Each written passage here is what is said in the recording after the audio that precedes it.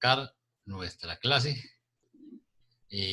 La lectura que vamos a asignar está en esta forma.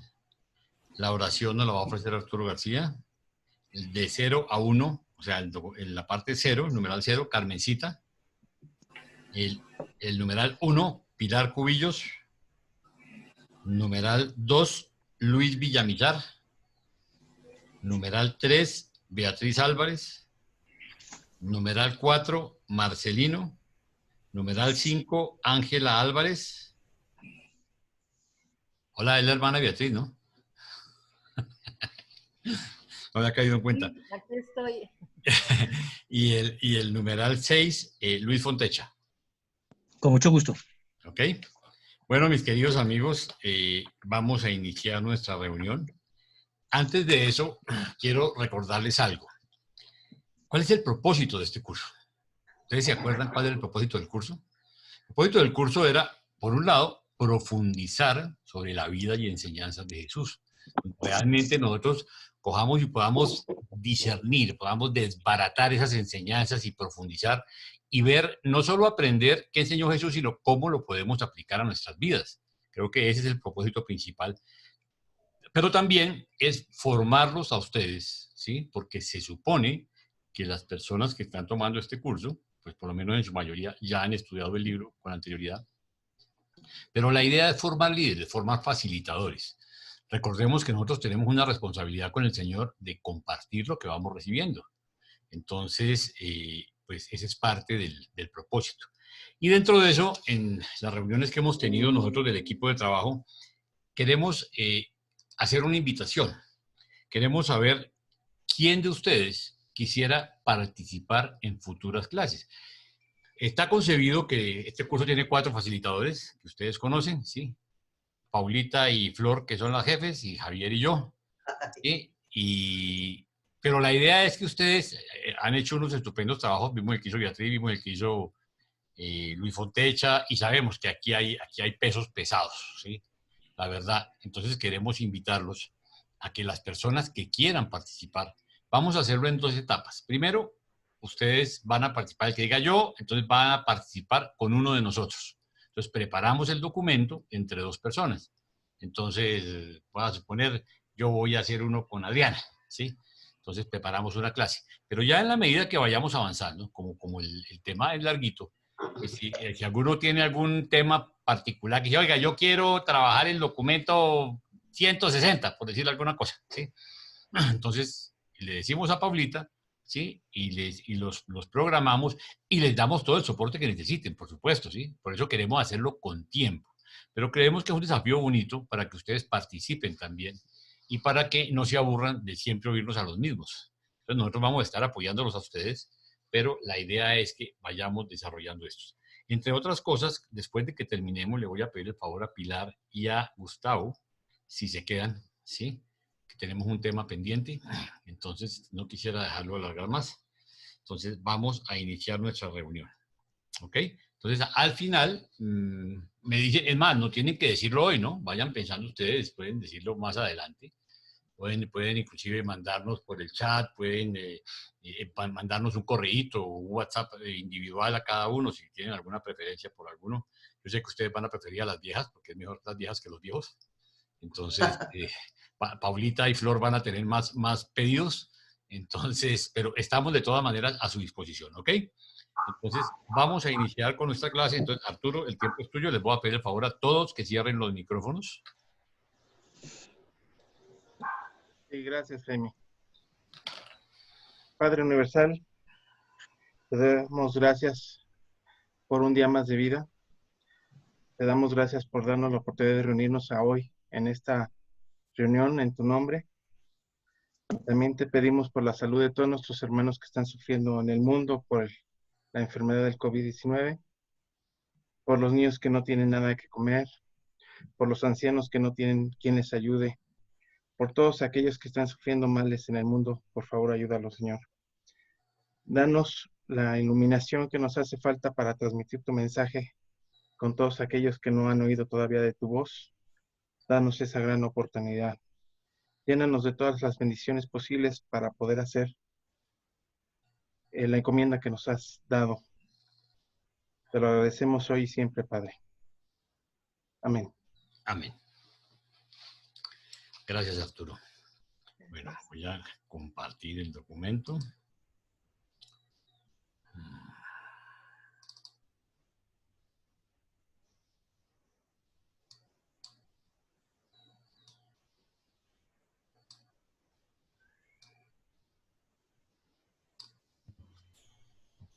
¿Ya lo están viendo?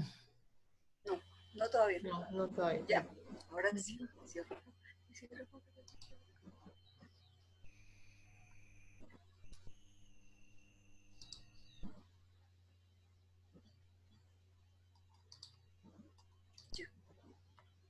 Ahora sí.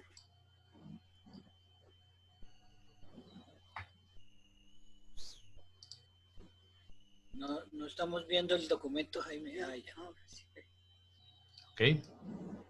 Entonces, arrancamos, Carmencita. Documento 124. La niñez posterior de Jesús. Perdóname, Carmencita, antes de que continúes.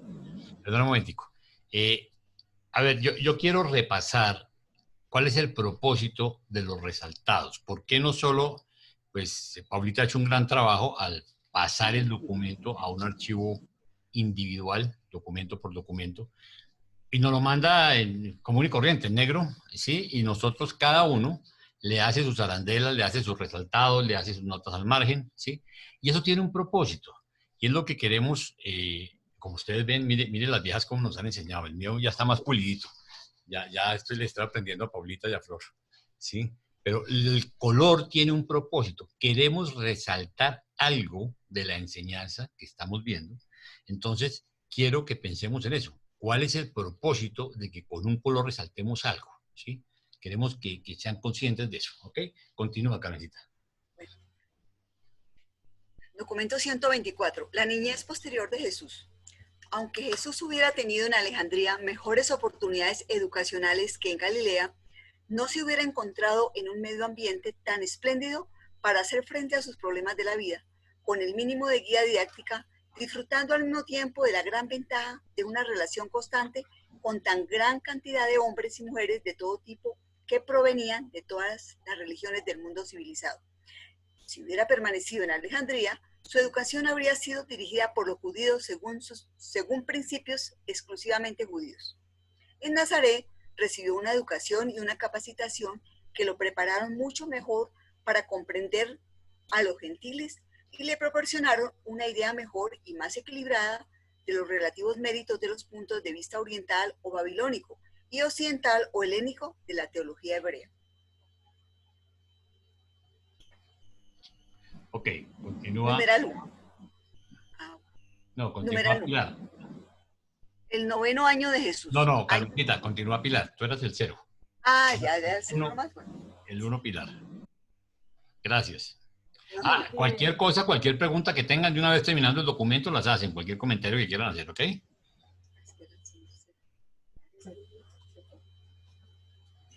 Primero, el 9º año de Jesús, año 3 después de Jesucristo. Aunque no se pueda decir que Jesús hubiera estado jamás gravemente enfermo, sufrió alguna de las enfermedades menores de la infancia durante este año, juntamente con sus hermanos y su hermanita. En la escuela seguía siendo un estudiante favorecido, con una semana libre por mes. También seguía dividiendo su tiempo en partes más o menos iguales entre viajes a las ciudades vecinas con su padre, estadías en la y excursiones de pesca desde Magdala. La dificultad más grave que ocurriera hasta el momento en la escuela se produjo a fines del invierno, cuando Jesús se atrevió a discutir la enseñanza del Chazán, de que todas las imágenes, pinturas y dibujos eran de naturaleza idólatra. A Jesús le gustaba dibujar paisajes y modelar en arcilla una gran variedad de objetos. Todo esto estaba estrictamente prohibido por la ley judía, pero hasta ese momento había podido controlar las objeciones de sus padres para que le permitieran continuar con estas actividades. Pero hubo problemas en la escuela cuando uno de los estudiantes menos brillantes descubrió a Jesús haciendo un retrato al carbón del maestro sobre el piso del aula. Ahí estaba el retrato, tan claro como la luz del día, y muchos de los ancianos lo vieron antes de reunirse en consejo y apersonarse ante José para exigirle que algo tenía que hacer para reprimir la desobediencia de su hijo mayor. Aunque no era la primera vez que José y María recibían quejas sobre las reacciones de su versátil y enérgico niño, se trataba de la acusación más seria hasta el momento. Por un rato Jesús escuchó las acusaciones relativas a sus esfuerzos artísticos, sentado en una gran piedra junto a la puerta trasera. Le molestó que le culparan a su padre por sus así llamados pecados. Entonces entró a la casa, enfrentándose sin temor a sus acusadores. Los ancianos quedaron desconcertados. Algunos tendían a ver el aspecto humorístico de este episodio, mientras que uno o dos parecían pensar que el niño era sacrilego, o por lo menos blasfemo. José estaba perplejo. María estaba indignada, pero Jesús insistió en que le escuchara. Lo dejaron hablar y defendió valientemente su punto de vista, concluyendo con gran dominio de sí mismo que acataría la decisión de su padre, tanto en este asunto como en toda otra divergencia. Y el consejo de ancianos partó en silencio. María intentó convencer a José de que le permitiera a Jesús modelar la arcilla en la casa, siempre y cuando prometiese no llevar este tipo de actividad dudosa a la escuela. Pero José se vio obligado a decidir que la interpretación rabínica del segundo mandamiento debía prevalecer. Y desde ese día, mientras Jesús vivía en la casa de su padre, no volvió a dibujar ni modelar objetos, pero no estaba convencido de lo que había hecho fuera un mal, y abandonar una actividad para él tan placentera fue una de las cosas más difíciles de su niñez. En la segunda parte de junio, Jesús, en compañía de su padre, trepó por primera vez la cumbre del monte Tabor. Era un día claro y el panorama espléndido. A este niño de 9 años le pareció que, a excepción de la India, África y Roma, veía el mundo entero. La segunda hermana de Jesús, Marta, nació durante la noche del jueves 13 de septiembre. 3 semanas después de la llegada de Marta, José, que a la sazón se encontraba en casa, empezó a construir un agregado a la casa, un cuarto que sería combinación del taller y dormitorio. También se construyó un pequeño banco de trabajo para Jesús, que por primera vez en su vida poseía herramientas propias. Durante muchos años y en distintos momentos, trabajó en su banco y aprendió a hacer yugos con gran pericia. Este invierno y el siguiente fueron los más fríos en Nazaret de muchas décadas.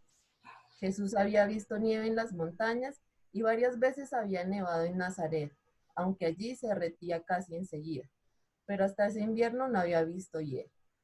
El hecho de que el agua pudiera ser sólida, líquida y gaseosa, hacía mucho tiempo que observaba el vapor que escapaba del agua hirviente, dio al joven mucho más que pensar sobre el mundo físico y su constitución.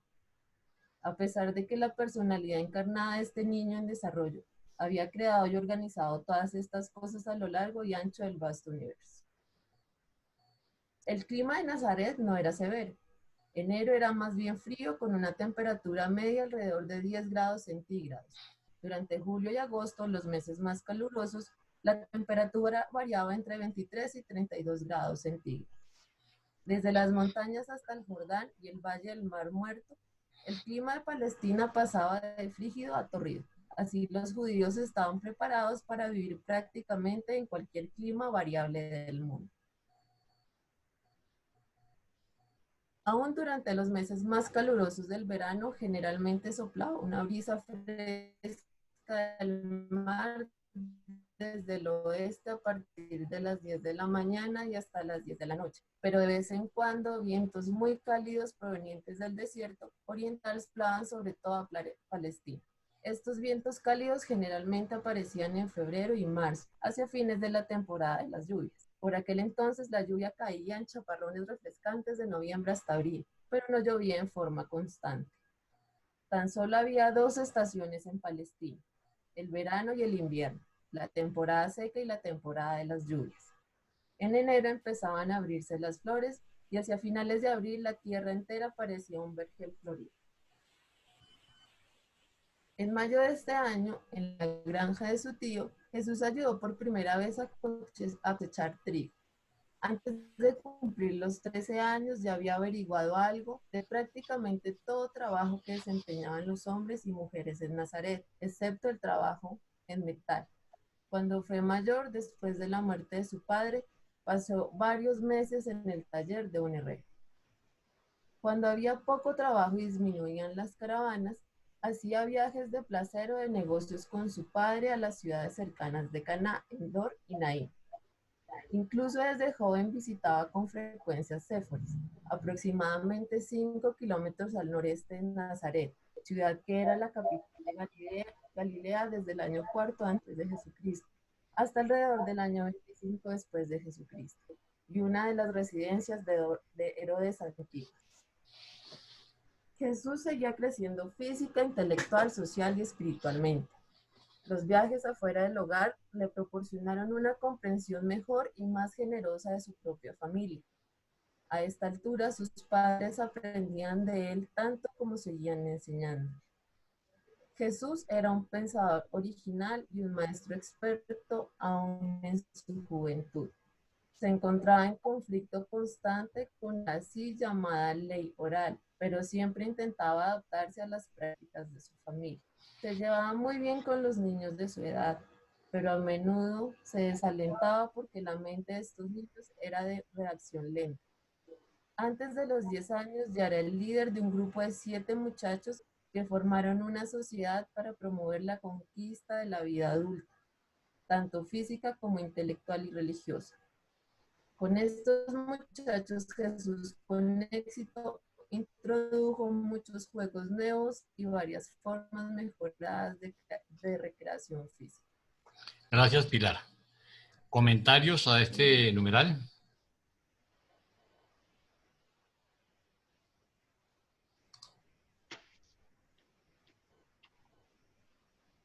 Solamente uno, Jaime, para mí, pues que ahí nos dicen que ya a la edad que tenía Jesús en ese momento ya era un gran pensador, sublime, fuera de lo común, ¿no?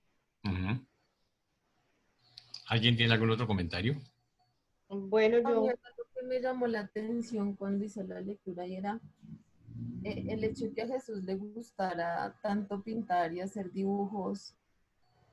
Pues digamos, lo miré como cuando a él, antes del auto-otorgamiento, le dijeron que no podían dejar dibujos ni nada de él. Entonces me llamó mucho la atención como ese acercamiento y ese placer que él sentía al dibujar las cosas. No sé, eso me llamó como la atención. Ok. ¿Nada más? A ver, yo quisiera que caigamos en cuenta de algo. Miren ustedes la educación que tenía Jesús. Aquí estamos hablando de que ¿qué edad tenía? 10 años, bueno, 13. Bueno, pero miren ustedes qué interesante. Primero, 9 años. ¿Cómo? 9 años. Miren ustedes qué interesante esto. O sea, no tenía 10 años y ya tenía varias cosas. Uno, por el tipo de educación tenía una semana libre, ¿sí? Y miren cómo la usaba. Decía, también seguía dividiendo su tiempo en partes más o menos iguales entre viajes a las ciudades vecinas con su padre, estadías en la granja de su tío al sur de Nazaret y excursiones de pesca de Magdala. O sea, estaba en la granja de los dos tíos, ¿se acuerdan? Uno iba a ver cosas de agricultura y el otro iba a pescar. Pero lo más interesante es que a esa edad ya salía con su padre a los viajes, a ir a aprender.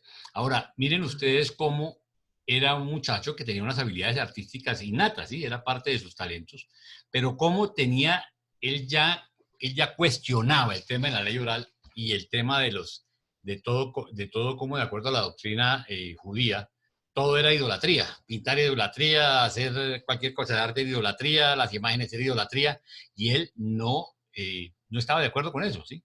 Y desde niño, desde esa edad, estaba cuestionando. Y miren la habilidad con que él cuestiona a sus líderes religiosos, digamos, y finalmente los cuestiona y da sus argumentos, y sin embargo los deja callados porque dice, yo acepto lo que diga mi papá, y punto, ¿sí? Y José, pues, terminó dándole gusto a los líderes religiosos y no lo dejó practicar más esas actividades artísticas, pero él no estaba de acuerdo con eso. Ahora, también quiero llamar su atención sobre algo que se me hace valiosísimo, y es, miren ustedes cómo José le arma un banco de carpintería a esa edad, y desde esa edad le da herramientas y lo deja que empiece a aprender, a pulirse. Por eso él en todo lo que fue madera era tan supremamente pulido, porque desde niño, antes de los 10 años, ya estaba trabajando en carpintería, ¿sí? Y de ahí va desarrollando esa pericia. ¿Cuántos de nosotros le damos oportunidad a nuestros hijos de ir aprendiendo alguna cosa útil? Que no se están pegados a los computadores y a los teléfonos, a todo ese tipo de cosas, ¿sí? Yo tengo una sobrina, perdónenme que eche este cuento, tengo una sobrina que tiene 5 años y antes de ayer le hizo compras a su papá por 6 millones de pesos. O sea, $2.000 casi, 1.000 y pico de dólares con el celular. Porque veía ellos cómo compraban cosas y entró a un almacén y le hizo compras por 1.000 y pico de dólares. Esa es la educación que estamos diciendo. No, es que la China es un genio. Bueno, yo les digo, saquen sus conclusiones, ¿no? Esto es una anécdota cruel. Finalmente pudieron parar la compra y todo, pero esa es la diferencia. Miren la maravillosa educación que va teniendo Jesús, que es parte de todo el entorno donde Jesús escoge su familia, donde Jesús escoge su sitio geográfico y sobre todo culturalmente lo que implicaba la educación de los judíos, ¿sí? De los hebreos. Es una cosa muy bonita y que vale la pena que nosotros tomemos nota de esto. Bueno, vuelvo a compartir. ¿Algún otro comentario? Bueno, yo quería preguntarte una cosita. Aquí cuando se refieren al Chazán, ¿era que el maestro? Sí. El maestro le decía un Chazán. Uno de los maestros, correcto. Pero entre los judíos, ellos estaban, según ese mandamiento, no podían pintar absolutamente nada, o era solamente nada. Nada, acuérdate del mandamiento. No te harás imagen de lo que esté arriba en los cielos, ni abajo en la tierra, ni nada. O sea, nada de lo que sea hacer una representación de cualquier cosa creada, ellos lo consideran como idolatría. ¿Sí?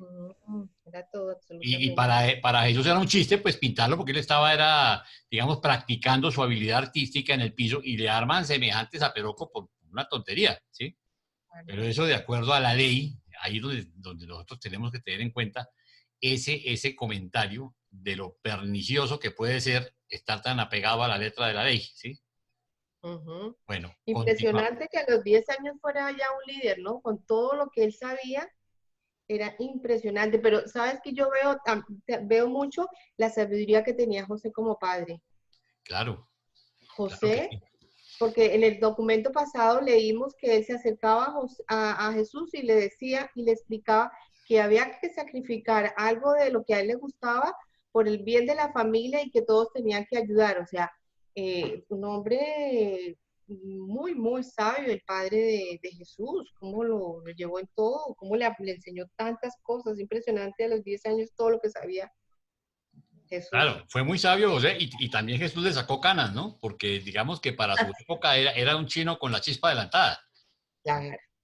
Entonces, eso es muy interesante, sobre todo yo pienso, no solo aprendamos de lo que estamos viendo aquí, sino pensemos cómo podríamos aplicar eso ya a nuestras familias, a los que tenían hijos chiquitos, a nuestros nietos, algo, cómo podemos ver esta maravillosa educación. Por eso, miren ustedes toda la cantidad de sutilezas que hay en estas enseñanzas. Bueno, vamos a continuar entonces, el 2, Luisito Villamizar. Sí. Digamos que trayendo un poco lo que era Jesús en su infancia, los niños de hoy día, un poco podríamos pensar que Jesús tendría ese síndrome de déficit de atención porque sabía muchas cosas, ¿no? Y hoy a los niños, por ejemplo, que tienen unas habilidades muy desarrolladas, que a veces a los grandes no nos gustan o nos parecen incómodas, les buscamos cualquier tipo de entre comillas, enfermedad para mirar por qué son así. Bueno, eso es parte de la educación, ¿no? Eso tiene tanto de largo como de ancho, ¿no? A veces se exageran también. Y acuérdate que los niños superdotados, eso es un problema también, ¿no? Y el manejo es complicado. Pero aquí lo que quiero exaltar es la sabiduría de José y María en la forma de educar a su hijo y de cómo fueron liberales siendo grandes personalidades que vivían los principios religiosos de su época, ¿sí? Entonces, eso es lo que me interesa que tengamos presente, ¿ok? Entonces, Luisito Villamizar, por favor. 10º año, año 4 después de Jesucristo. El 5 de julio, el Voy a estar un ratito aquí, ¿ok? Ya voy a la... Por favor, micrófonos. Sigue. El 5 de julio, el primer sábado del mes, Jesús, mientras paseaba por el campo con su padre, dio por primera vez expresión a sentimientos e ideas que indicaban que estaba empezando a adquirir conciencia de la naturaleza de su extraordinaria misión en la vida. José escuchó atentamente las palabras importantes de su hijo, pero hizo muy pocos comentarios. Tampoco contribuyó información alguna. Al día siguiente Jesús tuvo una charla similar, pero más larga con su madre. María también escuchó sus razonamientos, pero tampoco proporcionó información alguna. Pasaron casi 2 años antes de que Jesús nuevamente hablara con sus padres sobre la creciente revelación dentro de su propia conciencia, sobre la naturaleza de su personalidad y el carácter de su misión en la tierra. En agosto ingresó a la escuela avanzada de la sinagoga. En la escuela creaba constantes problemas por sus preguntas permanentes. Más y más mantenía a Nazaret en batahola. Sus padres no querían prohibirle que hiciera esas preguntas inquietantes y su maestro principal se interesaba mucho en la curiosidad, inteligencia y sed de conocimientos del muchacho. Los compañeros de juego de Jesús no veían nada sobrenatural en su conducta. En la mayoría de los aspectos él era semejante a ellos. Su interés por el estudio era un tanto superior al término medio, pero no totalmente singular. En verdad que hacía más preguntas en la escuela que los demás niños en su clase. Tal vez la más desausada y notable característica era el hecho de que se negara a luchar por sus derechos. Era un muchacho bien desarrollado para su edad, pero por eso sus compañeros de juego se sorprendían de que no se defendiera de las injusticias ni de los abusos personales. En realidad no sufrió mucho por este rasgo debido a su amistad con Jacob, su vecino, que era un niño mayor. Jacob era hijo del albañil, socio de José. Jacob admiraba profundamente a Jesús y se aseguraba de que nadie se aprovechase de la aversión de Jesús por la lucha física. Varias veces ocurrió que jóvenes mayores y mal educados atacaron a Jesús, contando con su notoria docilidad, pero siempre sufrieron un castigo expedito y seguro de su autonombrado campeón y siempre listo defensor, Jacob, el hijo del albañil. Jesús era el líder aceptado entre los muchachos nazarenos que tenían los ideales más elevados de su tiempo y generación. Sus amigos juveniles lo amaban verdaderamente, no solo porque era justo, sino también porque poseía una rara comprensión que llegaba al amor y que rayaba en la compasión discreta. Este año empezó a mostrar una marcada preferencia por la compañía de personas mayores.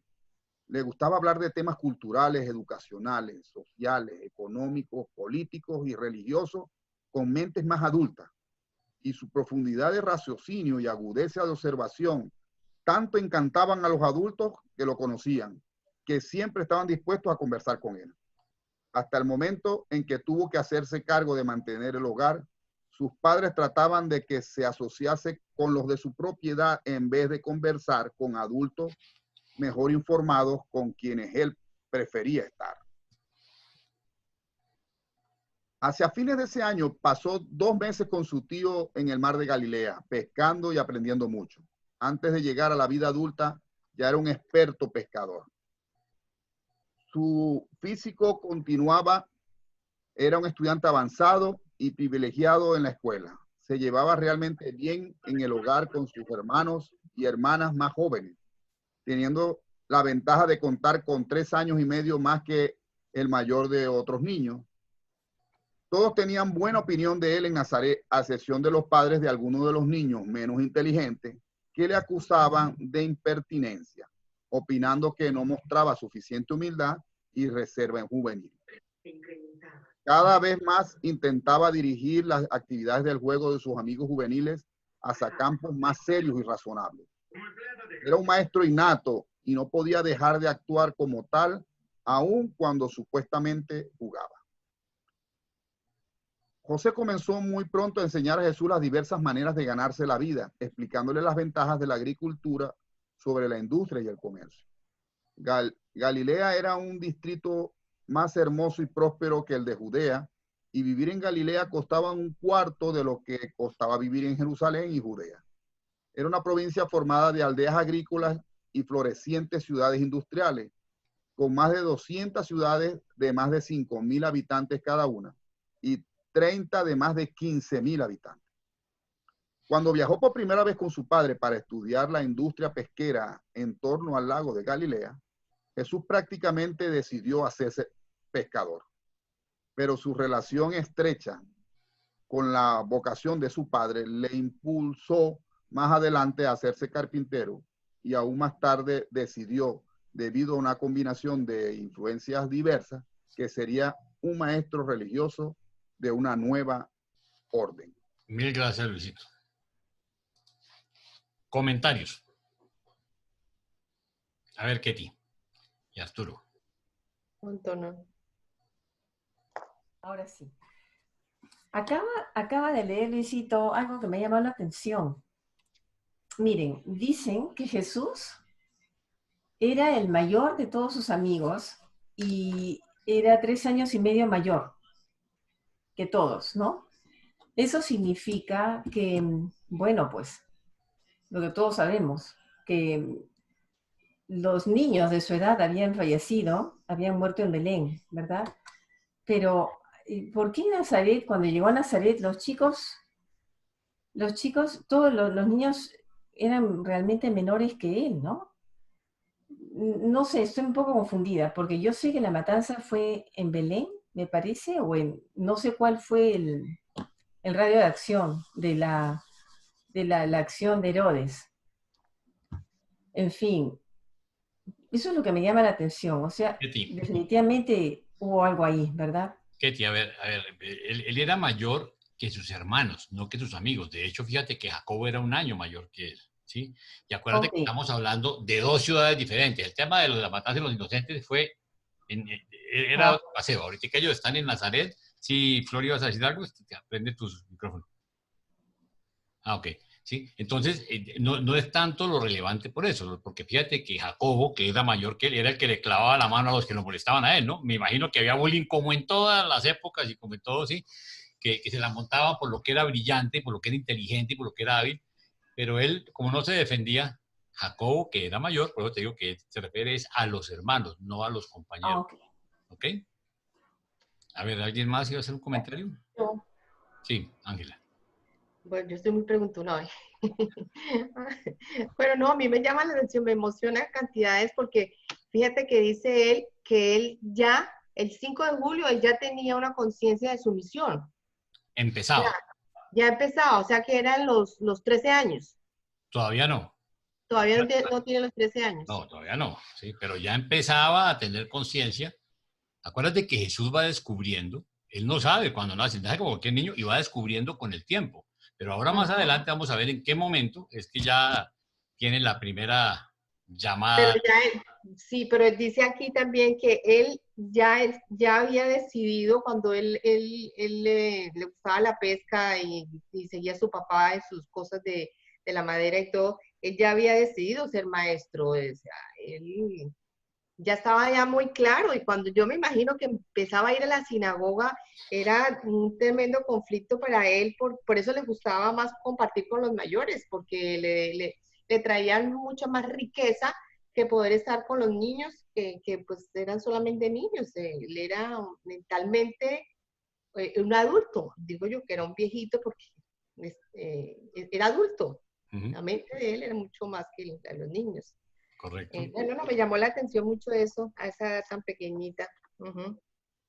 Ok, ¿algún otro comentario? Gracias, Jaime. Bueno, entonces continuamos. Sí.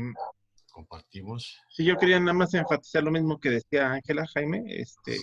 darnos cuenta de que Jesús ya tenía presente lo que quería hacer de una forma natural, innata. Correcto. Gracias. Ok, continúa entonces Beatriz Álvarez. Muy bien. El 11º año, año 5 después de Jesucristo. En el curso de este año, nuestro mancebo viajó repetidas veces con su padre. También visitaba frecuentemente a la granja de su tío y de cuando en cuando iba a Magdala para pescar con el tío pescador, que tenía su base cerca de esa ciudad. A veces José y María estuvieron tentados en mostrar favoritismo por Jesús o revelar su conocimiento de que era el hijo de promesa, el hijo del destino. Pero ambos padres eran extraordinariamente sagaces y sabios en estos asuntos. Las pocas veces cuando dejaron traslucir una preferencia por él, aún en pequeñísimo grado, el muchacho inmediatamente rechazó toda consideración especial. Jesús pasaba mucho tiempo en la tienda de abastecimientos de las caravanas y conversando con los viajeros de todas las regiones del mundo. Adquirió un conocimiento sobre los asuntos internacionales, el cual era sorprendente para su edad. Este fue el último año en que pudo disfrutar de juegos y de la alegría juvenil. De aquí en adelante, las dificultades y las responsabilidades se multiplicaron en la vida de este joven. Durante la noche del miércoles 24 de junio del año 5 después de Jesucristo, nació Judá. Hubo complicaciones en el alumbramiento de este séptimo niño. María estuvo tan enferma por varias semanas que José se quedó en la casa. Jesús estuvo muy ocupado trabajando para su padre y ocupándose de las múltiples tareas ocasionadas por la grave enfermedad de su madre. Nunca más pudo este joven volver a la actitud infantil de sus primeros años. Desde el momento de la enfermedad de su madre, poco antes que él cumpliera los 11 años, tuvo que asumir las responsabilidades inherentes al hijo primogénito y hacerlo todo 1 o 2 años antes de lo que normalmente hubiera sido el caso. El chazán pasaba una velada por semana con Jesús, ayudándole a aprender las escrituras hebreas. Le interesaba mucho el progreso de este prometedor estudiante. Por eso estaba dispuesto a ayudarlo como pudiera. Este pedagogo judío ejerció gran influencia sobre la mente en crecimiento de Jesús, pero nunca pudo comprender por qué Jesús era tan diferente a sus sugerencias sobre la perspectiva de que fuese a Jerusalén para continuar su educación con los rabinos eruditos. Promediaba el mes de mayo, Promediaba el mes de mayo cuando el joven acompañó a su padre en un viaje de trabajo a Escitópolis, la principal ciudad griega de la Decápolis, la antigua ciudad hebrea de Betseán. Por el camino, José le contó mucho de la antigua historia del rey Saúl, los filisteos y los subsiguientes acontecimientos de la turbulenta historia de Israel. Jesús quedó gratamente impresionado por la limpieza y el orden que dominaban a esta llamada ciudad pagana. Se maravilló del teatro al aire abierto y admiró el hermoso templo de mármol dedicado a la adoración de los dioses paganos.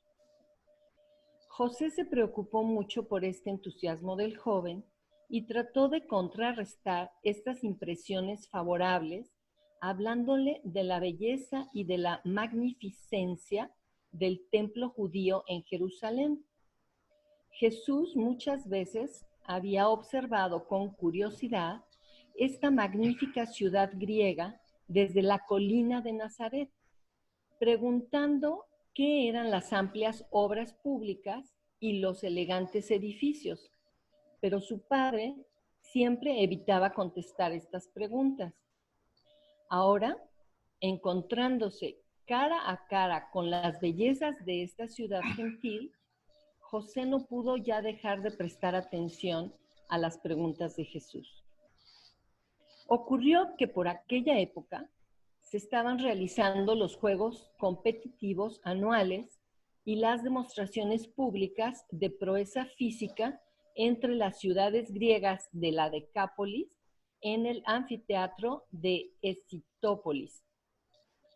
Jesús insistió que lo llevase a ver los juegos, e insistió tanto que José no pudo negárselo. El joven se entusiasmó con los juegos y participó de todo corazón en el espíritu de las demostraciones de desarrollo físico y habilidad atlética. José se escandalizó inefablemente al observar el entusiasmo de su hijo, que miraba estas paganas exhibiciones de vanagloria. Una vez que los juegos hubieron terminado, José recibió la sorpresa de su vida al oír que Jesús no solo expresaba su aprobación a los juegos, sino que sugería que los jóvenes de Nazaret también deberían tener la oportunidad de practicar estas sanas actividades físicas. José tuvo una larga y seria conversación con Jesús, tratando de hacerle ver la naturaleza proterva de estas prácticas, pero sabía muy bien que el joven no estaba convencido. La única vez que Jesús vio a su padre enfadado con él fue esa noche, cuando en el cuarto de la posada el niño se olvidó a tal punto los principios del pensamiento judío que llegó a sugerir que se vuelvan a casa y actúen en favor de la construcción de un anfiteatro en Nazaret.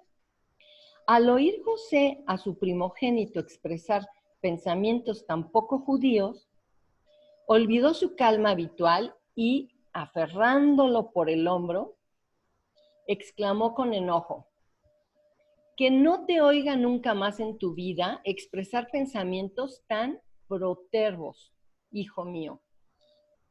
La explosión de su padre sorprendió a Jesús. Por primera vez sentía en carne propia la indignación paternal y se quedó pasmado y sobresaltado. Se limitó a contestar: muy bien, padre, así será. Nunca más, en vida de su padre, aludió el muchacho a los juegos u otras actividades atléticas de los griegos. Perdóname, Beatriz, ¿qué es protervos? Alguien que se obstina con la maldad. Sí. Perverso.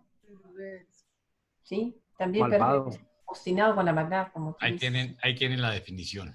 Protervo, violento, que es malo o perverso. Imagínense la ridiculez que le diga que es perverso o que es malo, que le llame la atención una actividad deportiva, ¿sí? Y la parte atlética de los griegos, que es una cosa espectacular, ¿no? Y él, calladito, se tuvo que aguantar lo que su papá dijo y con humildad aceptó eso. Sigue, Beatriz. Perdón, Jaime, Sí. nada más quería hacer una pregunta aquí. Yo tengo duda en ese aspecto. ¿Qué decía la ley judía en contra de esos juegos? ¿Por qué era tan malo para ellos? Porque todo estaba lleno de imágenes. Acuérdate que el Olimpo y todo estaba lleno de... Era un culto al cuerpo, a la perfección, a la parte física. Entonces eso era una... Era protervo. Perdón. Era protervo, pero era ridículo, ¿no? Porque finalmente pues, eso no tenía ninguna maldad por ningún lado. Ni mucho menos Jesús pues tenía ninguna maldad en sus sentimientos y en la forma como él interpretaba lo que era el espíritu de la competencia, ¿no? Pero bueno, miren la humildad con que él acepta lo que le dice su padre, porque era simplemente un principio religioso. Listo, continuemos. Se quedó con ganas de hacer su anfiteatro allá en Nazaret. Ay, pobrecito. Pero yo creo más bien que se refería a que si hacía ese anfiteatro, iban a esculpir imágenes, y lo que deseaba Jesús era más bien la actividad física que representaba el anfiteatro, ¿no? Pero igual, hacia, lo que llama la atención es ver la humildad con que él, sin estar de acuerdo, acepta, ¿sí?, el principio de su padre, porque no estaba ni de acuerdo con la ley, ni de acuerdo con lo que decía su papá, pero lo acepta porque es su papá. ¿Ok? Continúa, Beatriz. Más tarde vio Jesús el anfiteatro griego en Jerusalén y comprendió cuán odiosas podían ser tales cosas desde el punto de vista judío. Sin embargo, intentó integrar en su vida actividades de sana recreación y más tarde, dentro de lo que la práctica judía permitía, programas regulares de actividades para sus 12 apóstoles. Al fin de su 11º año de vida, Jesús era un joven vigoroso, bien desarrollado, moderadamente dotado del sentido del humor y con tendencias optimistas, pero de allí en adelante pasaba con más frecuencia periodos de profunda meditación y seria contemplación. Mucho pensaba en cómo cumplir con sus obligaciones familiares y obedecer al mismo tiempo al llamado de su misión en el mundo. Ya había concebido la idea de que su ministerio no se limitaría al mejoramiento del pueblo judío. Ok, mil gracias, Beatriz. Continúa Marcelino. Comentario A ver, puede. claro que sí.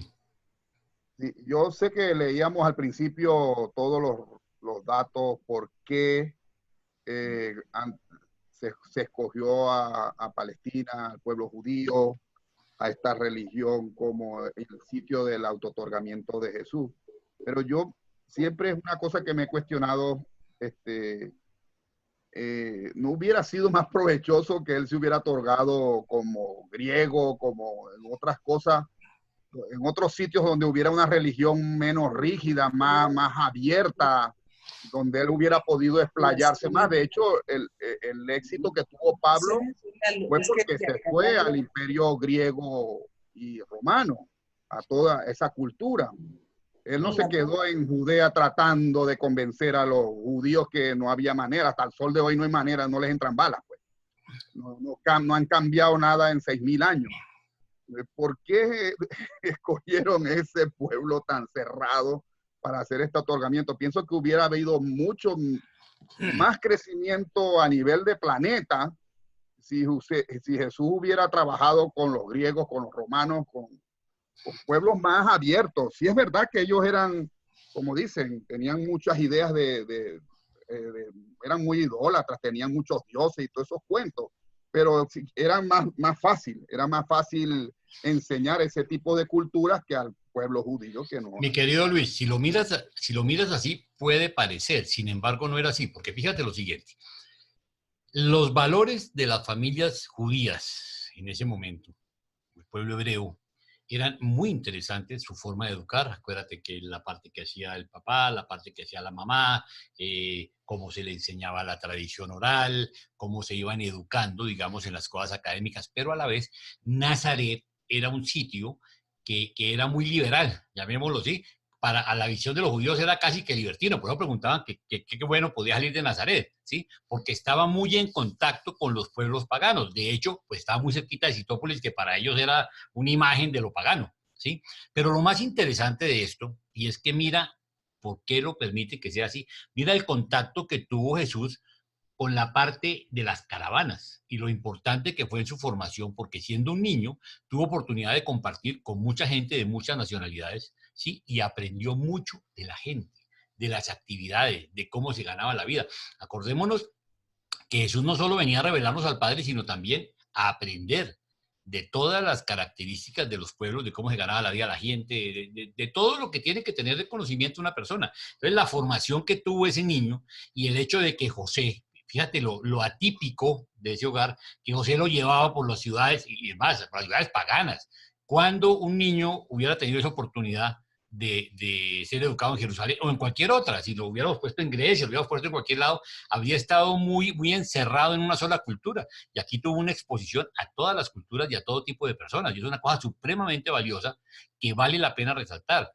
Ahora, fíjate, los judíos, si ustedes miran cómo educan a sus familias, los judíos en general hablan bastantes idiomas. Muchos de ellos son políglotas, en general, oye, míralo en todas partes, porque viajan mucho, ¿sí? Por eso se habla del judío errante, los judíos andan por todos lados. Y eso es una cosa importantísima en la formación de los muchachos, Por eso yo los invito a que le demos oportunidad a nuestros hijos de viajar, de conocer otras culturas, ¿sí? Eso de someterse a las exposiciones de otras culturas es valiosísimo. Esos intercambios, cuando uno tiene la oportunidad de mandar a un hijo intercambios o a que viajen, les está haciendo un aporte que es, mejor dicho, no solo lo que ganan con los otros idiomas, sino lo que ganan en experiencia de ir y aprenden a valorar incluso lo que tienen en su casa, ¿no? Cuando llegan a otro lado. Yo tuve la oportunidad de tener mis hijas desde pequeñas, las llevé a viajar y les di oportunidades de estudiar en el exterior y todo, y realmente ellas también se dan cuenta cuando tienen dificultades en otras partes y en otras culturas, porque no todos son gloriosos, ¿no? También hay dolorosos.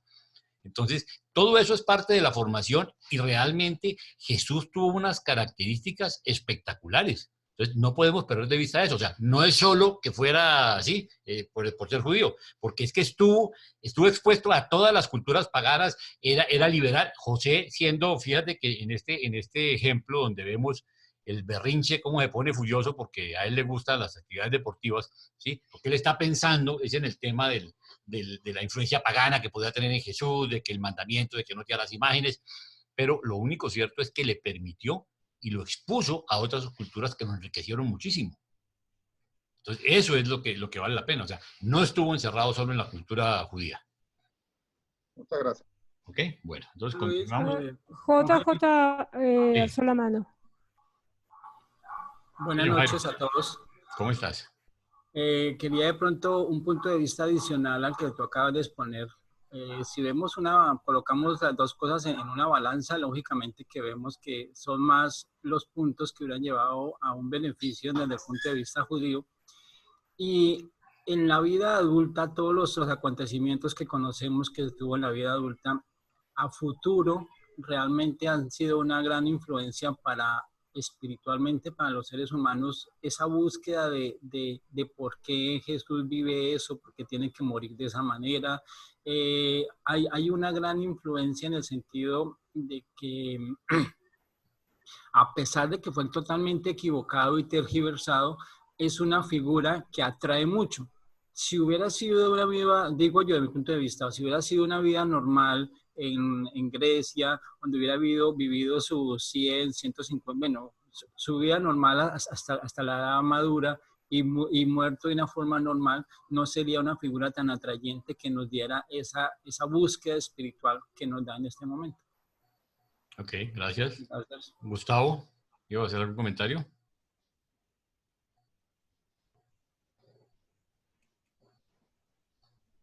No te escuchamos, Gustavo. ¿Escuchan? Ya, ahora sí. Bueno, en los documentos anteriores, bueno, Jesús cuando vino a la tierra, cuando él programó su autootorgamiento, él no sabía lo que iba a ser su educación. El autootorgamiento se dio en esta familia, fue más por el linaje de sangre que tenía María y José.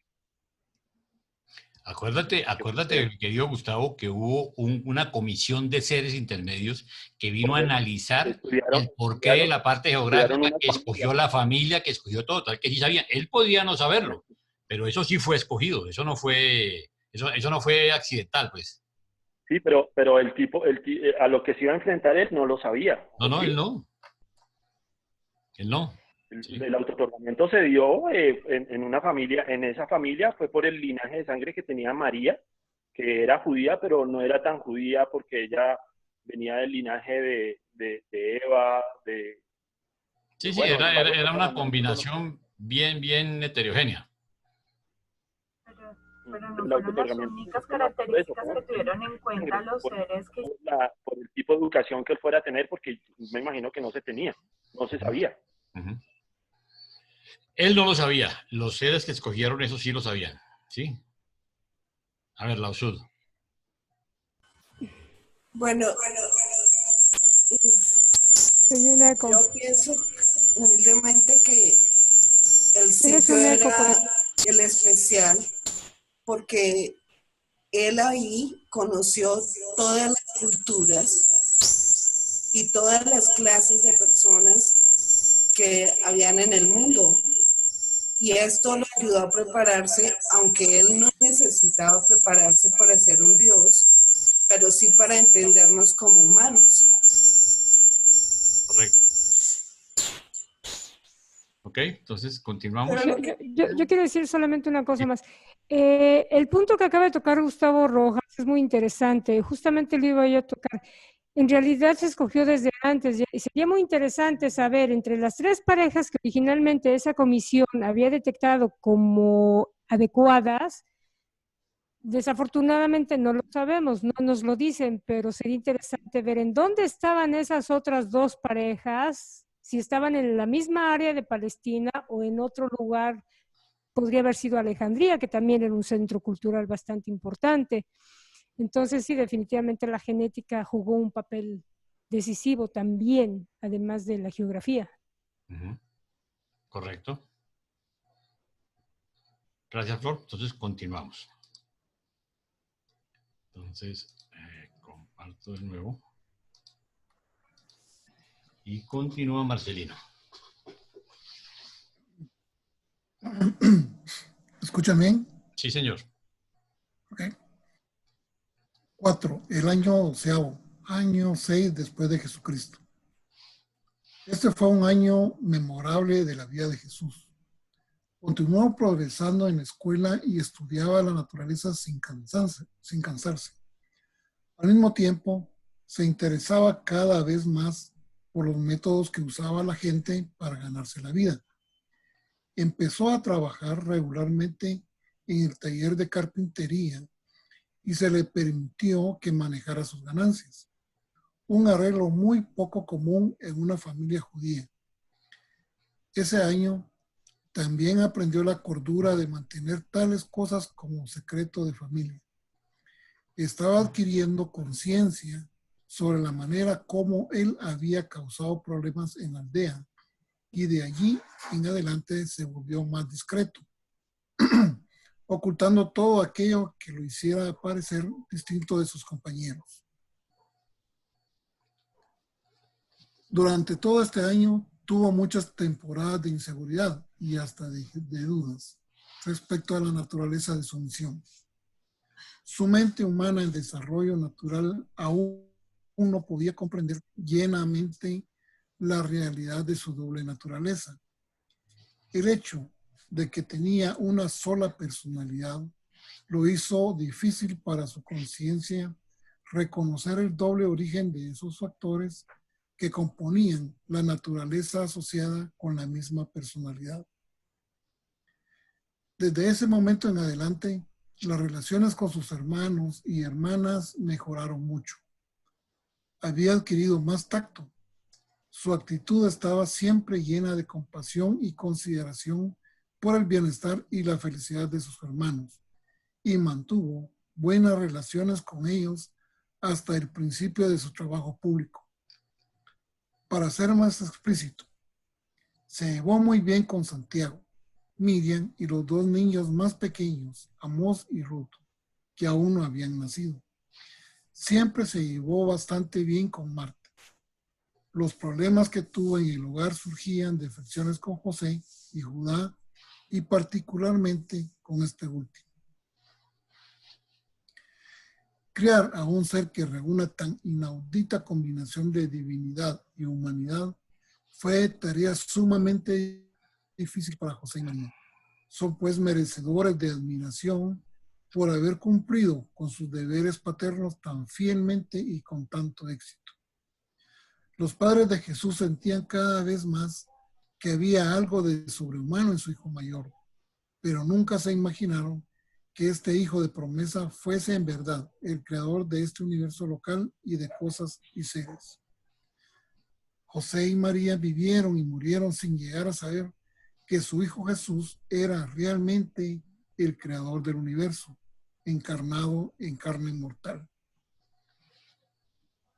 Durante este año Jesús se ocupó más que nunca de la música, mientras continuaba enseñando a sus hermanos y hermanas en el hogar. En esta época el muchacho se volvió agudamente consciente de la diferencia entre el punto de vista de José y el de María sobre la naturaleza de su misión. Mucho reflexionó sobre las opiniones opuestas de sus padres, escuchando frecuentemente sus discusiones cuando creían que estaba dormido. Cada vez más se inclinaba hacia el punto de vista de su padre, de modo que su madre estaba destinada a sufrir al darse cuenta de que poco a poco su hijo no aceptaba sus consejos en asuntos que tuvieran que ver con su carrera en la vida. Con los años, esta brecha de incomprensión entre ellos fue incrementándose.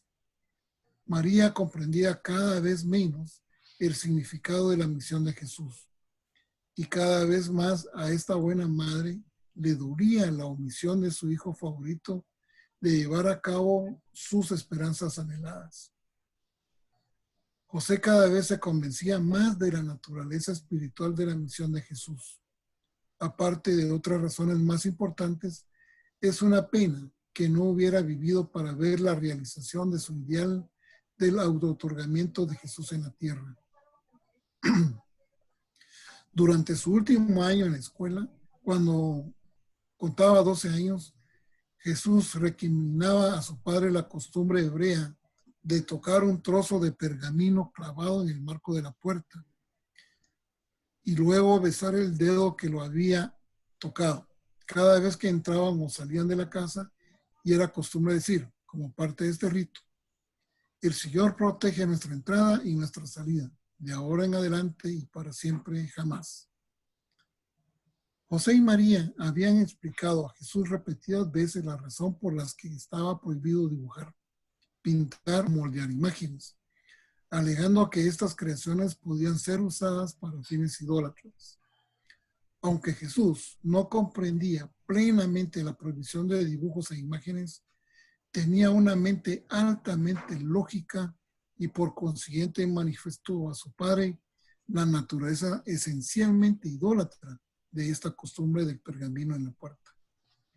José acabó por quitar el pergamino después de las objeciones de Jesús. Con el correr del tiempo, Jesús modificó considerablemente la práctica religiosa de su familia, tales como los rezos y otras costumbres. Muchas de estas cosas eran posibles en Nazaret porque su sinagoga estaba bajo la influencia de la escuela liberal de rabinos, como por ejemplo el renombrado maestro de Nazaret, Josué. Durante el curso de este año y de los 2 siguientes, Jesús sufrió grave aflicción mental al tratar constantemente de reconciliar su punto de vista personal sobre prácticas religiosas y amenidades sociales con las creencias de sus padres. Lo perturbaba el conflicto entre el impulso de lealtad hacia sus propias convicciones y los dictados de su conciencia, que le ordenaban sumisión a sus padres. Este supremo conflicto se desarrollaba entre los 2 grandes mandatos de suprema importancia en su mente juvenil. Uno era: sé fiel a los dictámenes de tus más altas convicciones de verdad y rectitud. El otro: honrarás a tu padre y tu madre porque ellos te han dado el ser y crianza.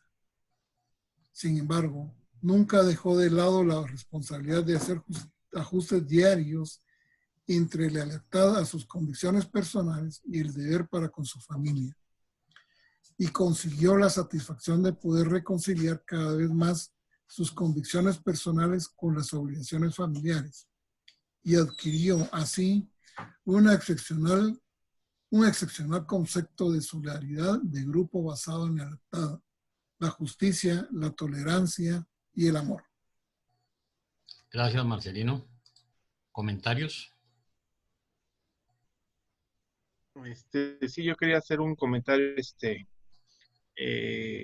Jaime, no sé si puedas irte al punto 4.4 de ese mismo Claro que sí. documento, muchísimo, porque nos explica brevemente el compromiso de los padres de Jesús. Ahí lo tiene. Un poquitito más arribita, ándale, ese. Todo esto, ahí nos manifiestan que pues ellos cumplieron su deber como padre y madre, con una exquisita devoción. Y yo lo que les quería preguntar, ellos no supieron nunca que fue el Hijo creador de este universo. Y yo me puse a pensar, analizando ese punto, porque fue ahí en un párrafo también sale hijo de promesa. Entonces, por eso lo analicé muy bien de una tarea que estaba haciendo.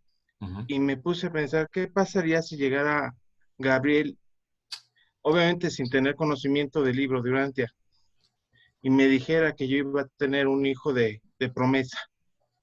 Pues era imposible que para ellos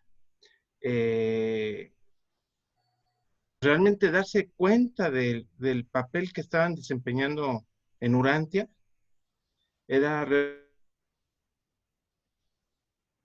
creador, nuestro padre, y yo les pregunto, ¿qué harían ustedes si llegara Gabriel y les pregunto en las manos? Yo no me lo imagino, me cuesta mucho trabajo, me llena mucho sentimiento porque veo la bendición que ellos tuvieron y es algo asombroso. Y si me quiero compartir otra pantalla, Jaime. Sí. Una pantalla mía. Sí, a claro. ver si la Pero Arturo, antes de que compartas la pantalla, sí quiero anotarles algo y les dejo una reflexión. Mis queridos amigos, cada uno de ustedes son hijos de la promesa. Cada uno de ustedes han recibido la revelación de Urantia y fueron preparados por sus ajustadores para eso. Miren ustedes, cada vez que nosotros compartimos, que vemos la dificultad, cada vez que pasa el tiempo, mientras uno más estudia, se da cuenta que esto no es para todo el mundo. Esto no lo recibe sino el que está preparado. Entonces yo te devolvería la pregunta, Arturo. ¿Qué vas a hacer tú con ese conocimiento? De saber que has sido un ser escogido. Yo le diría a Osvaldo y Carmencita, a Arturo, a Javier, a Paula, a todos, si los pudiera por orden, ¿ustedes son conscientes de que estamos jugando un papel importantísimo en las huestes del Señor, de la responsabilidad que tenemos? No es accidental que estemos aquí sentados, no es accidental que ustedes tengan ese sentimiento por la revelación de Urantia. Nosotros hemos sido escogidos para eso. La pregunta ahora es, ¿y qué vamos a hacer? Ahora sí, Arturo, puedes compartir lo que ibas a compartir. Gracias. Es muy lindo lo que has dicho, Jaime. De verdad que es emocionante. No me imaginé que ibas a responder eso. Es cierto, de alguna manera, tienes razón. Bueno, aquí en este trabajo pues, tengo precisamente el punto 4.4, donde sale el hijo de promesa, y compartí el punto de abajo del libro de Urantia, de documento 1, que se los quiero leer.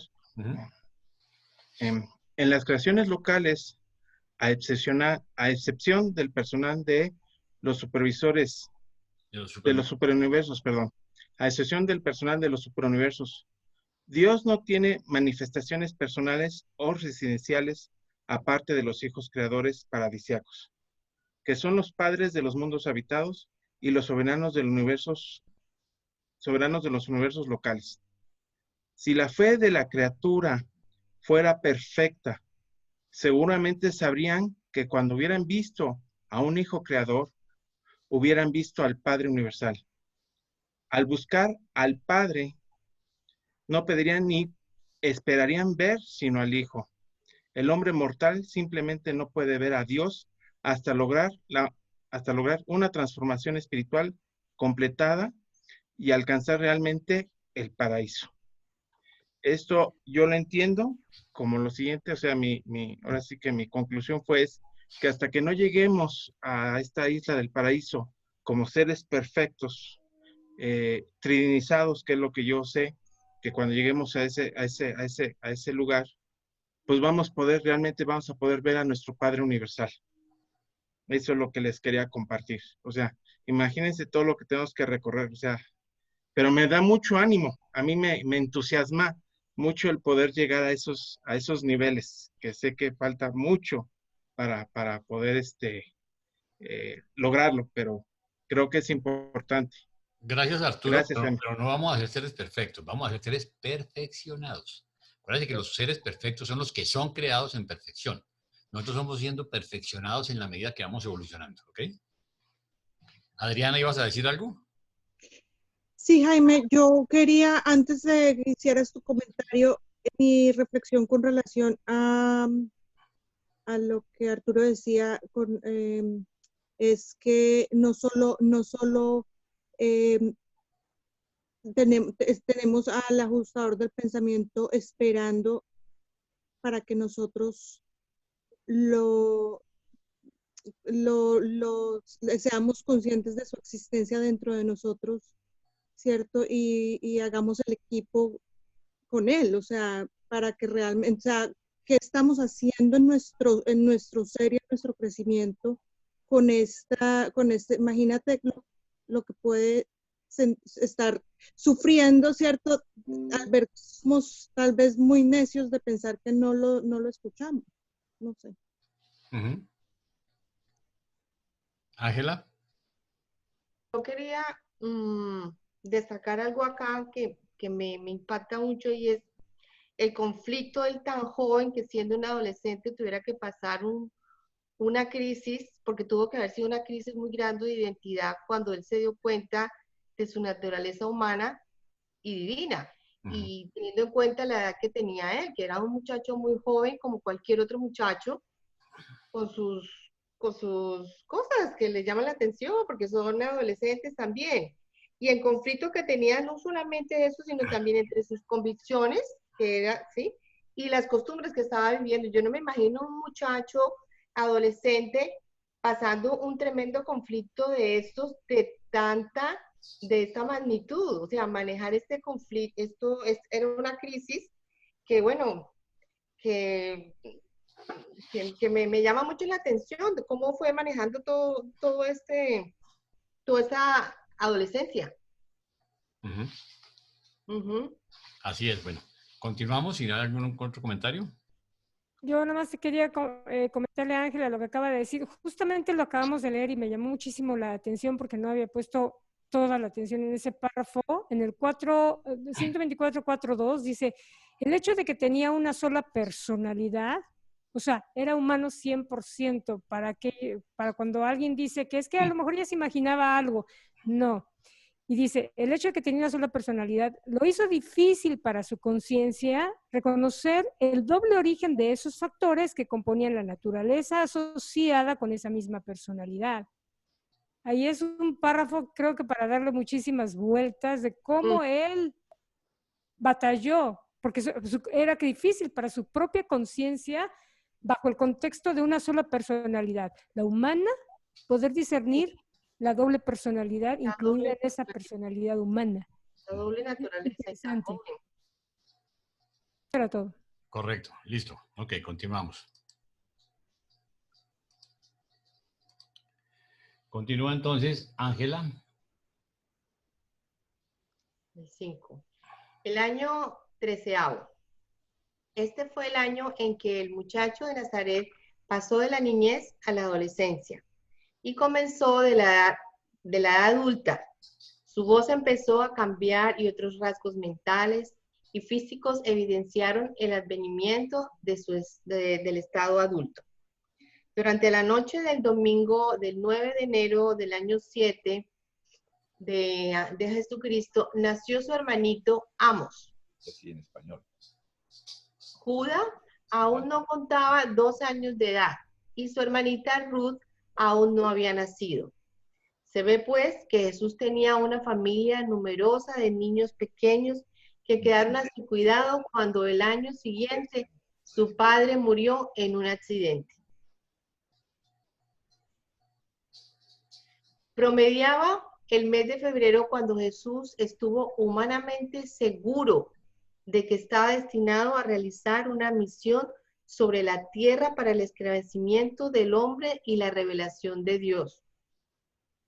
Decisiones fundamentales y planes de gran envergadura se estaban formando en la mente de este joven que parecía exteriormente un muchacho judío común de Nazaret.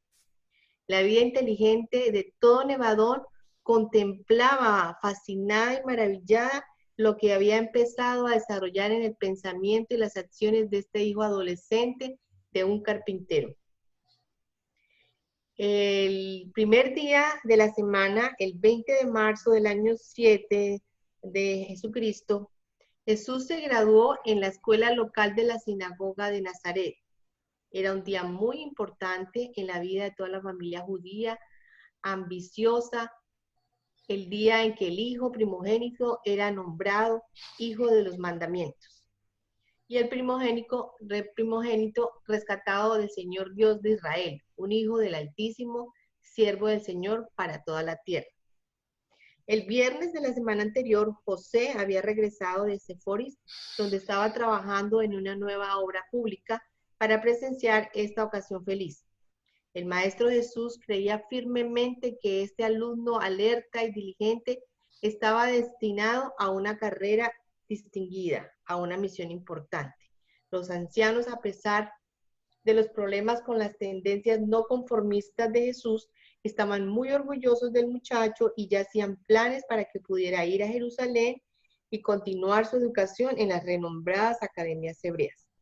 Jesús oía de vez en cuando las discusiones relativas de estos planes y se convencía cada vez más que nunca iría a Jerusalén para estudiar con los rabinos. No podía imaginarse la inminente tragedia que le haría abandonar todos esos planes, pues tendría que asumir la responsabilidad de mantener y guiar a su numerosa familia, que en este momento consistía en 5 hermanos, 3 hermanas, además de él y su madre.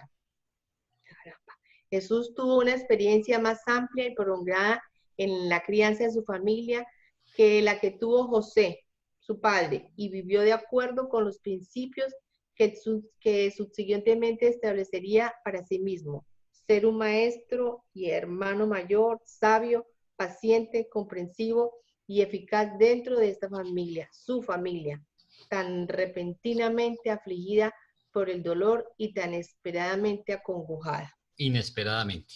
Mil gracias, Ángela. Gracias. ¿Algún comentario?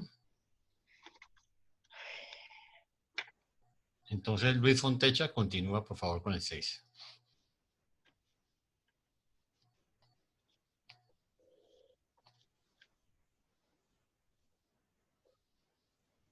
Luis.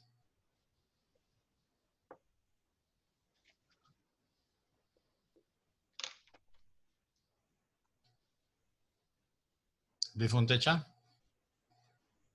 No se le escucha. Creo que tiene el micro apagado.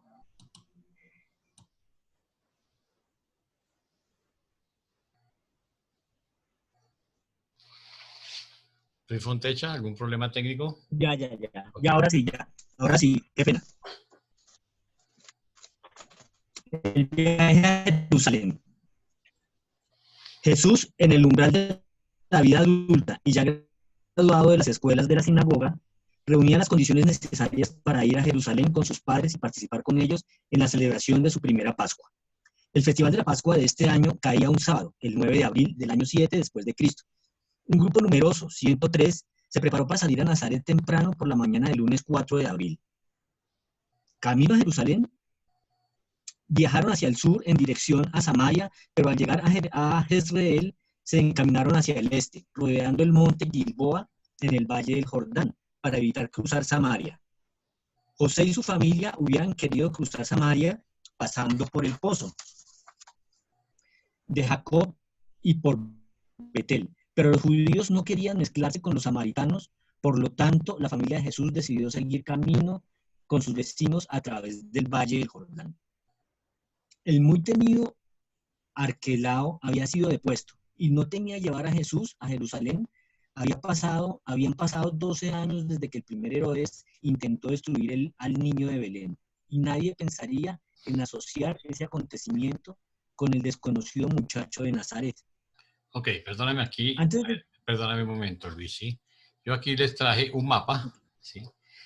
La diferencia es que este mapa no es un mapa antiguo, este es un mapa sacado de Google Earth, donde analicé lo siguiente. A ver, está el principal en Nazaret, Sunem, el monte Tabor. Es más, aquí arriba está el monte Hermón, que se veía ya era el monte más grande, que Jesús decía que desde ahí se veía todo.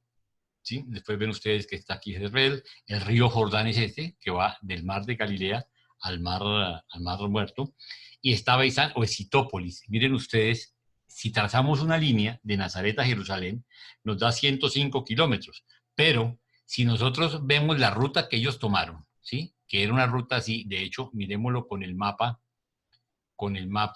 antiguo, miren ustedes, el hogar de Jesús, ¿sí? tiene aquí la primera parada donde ellos se quedaron la primera noche, la segunda en el monte Zartaba, la tercera en Jericó, y después llegaron a Jerusalén. Miren ustedes cómo hacen una curva y se vienen por el valle, ¿sí?, del río, y llegan aquí a Jerusalén y después al hogar de Lázaro, que era más abajo. Aquí vemos también cosas interesantes, donde quedaba la finca donde iba a pescar con su tío, ¿sí?, la montaña donde iba normalmente, el hogar que era en Nazaret, y la granja donde estaba Jesús. ¿Por qué hago esto? Porque es interesante analizar hoy en día, si nosotros analizamos lo siguiente, hay 105 kilómetros en línea recta. ¿Cuántos kilómetros le sumamos si hacemos esta curva así? Aparte, que no es en línea recta, porque esto era zona montañosa y quebrada, y ellos seguramente caminaban fácilmente, pueden ser 30 kilómetros más, o quién sabe cuántos más, y si lo hicieran en 4 días, ¿sí?, que fueron 3 noches y 4 días, miércoles, caminar 30 kilómetros entre la arena con sandalias, ¿sí?, y a velocidad de burro, porque no todo el mundo tenía burros o camellos para ir, eran 100 y pico de personas, pues tuvo que ser bien, bien duro, ¿no?, esa caminada. Y casualmente ellos cogían hacia la derecha para irse por el valle, que era más suave, irse por el valle del río Jordán. Entonces, son cosas interesantes para analizar. Y fíjense que en esa época ya había aeropuerto, aquí estaba el de Haifa, que hay aeropuertos, ¿sí? ¿Sí? Entonces, esa es la diferencia de trabajar con los mapas de Google Earth, ¿sí? Continúa, por favor. Ok, antes de llegar al cruce de Jezreel y al continuar el viaje, muy pronto, a su izquierda, pasaron por delante la antigua aldea de Sunem. Y Jesús escuchó otra vez la historia de la Virgen más bella de todo Israel que había vivido allí y también de las fantásticas obras que Eliseo había realizado allí. Querido Luis, perdóname, ¿puedes alejarte un poquito, bajarle un poquito el volumen, que está vibrando mucho tu micrófono?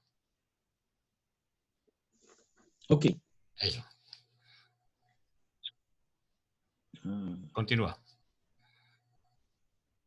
Sí, al pasar por Jezreel, los padres de Jesús relataron las hazañas de Acab y Jezabel y las de Jehú.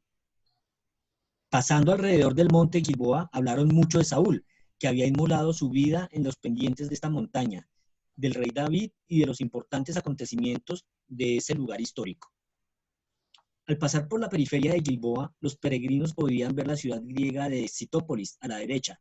Miraron con curiosidad desde lejos las estructuras de mármol, pero no se acercaron a la ciudad gentil por temor a profanarse, lo cual no les permitía participar en las solemnes y sagradas ceremonias de la Pascua en Jerusalén. María no podría entender por qué ni José ni Jesús hablaran de Sitópolis. No sabía nada acerca de su altercado del año anterior porque nunca le contaron tal episodio.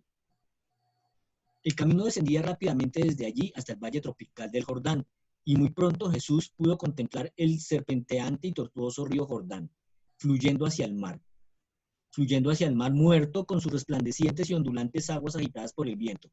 Se quitaron los abrigos mientras proseguían hacia el sur en este valle tropical, disfrutando de los fértiles campos de trigo y de los bellos oleandros cubiertos de flores rosadas, mientras a lo lejos, hacia el norte del majestuoso monte Hermón, cubierto de nieve, dominaba el histórico valle. A unas 3 horas de viaje desde Sitópolis, llegaron a una fuente burbujeante y allí acamparon durante la noche bajo el cielo estrellado. Durante el segundo día de viaje pasaron por donde el río Jaboc, proveniente del este, fluye en el Jordán contemplando este valle hacia el este.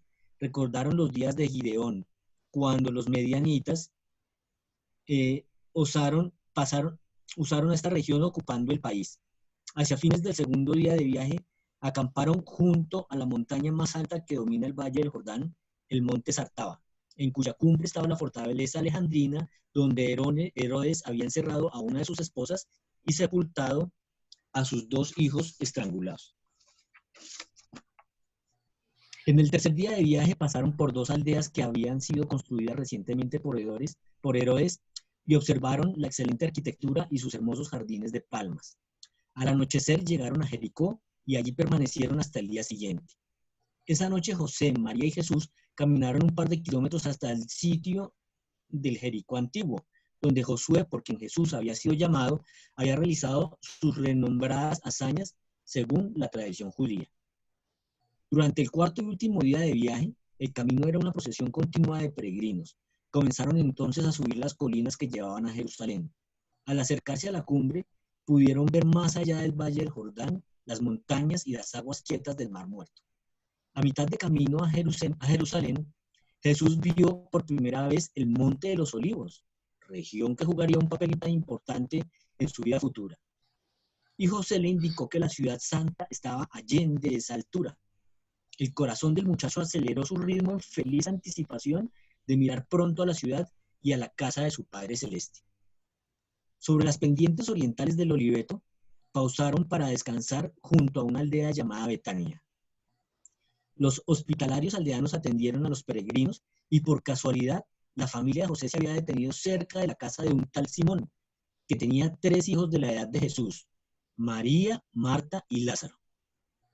Invitaron a la familia de Nazaret para que entrara a descansar y de allí empezó una amistad que habría de durar toda la vida entre las dos familias.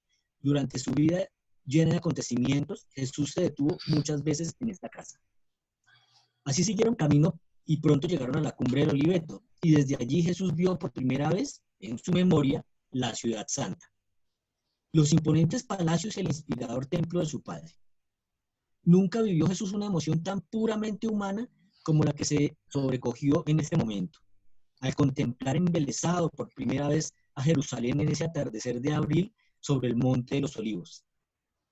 Años después, en este mismo lugar se detuvo y lloró por la ciudad que estaba a punto de rechazar a otro profeta, al último y al más grande de sus maestros celestiales. Siguieron deprisa su viaje a Jerusalén. Era el jueves por la tarde. Al llegar a la ciudad pasaron por el templo. Jesús no había visto jamás tal multitud de seres humanos.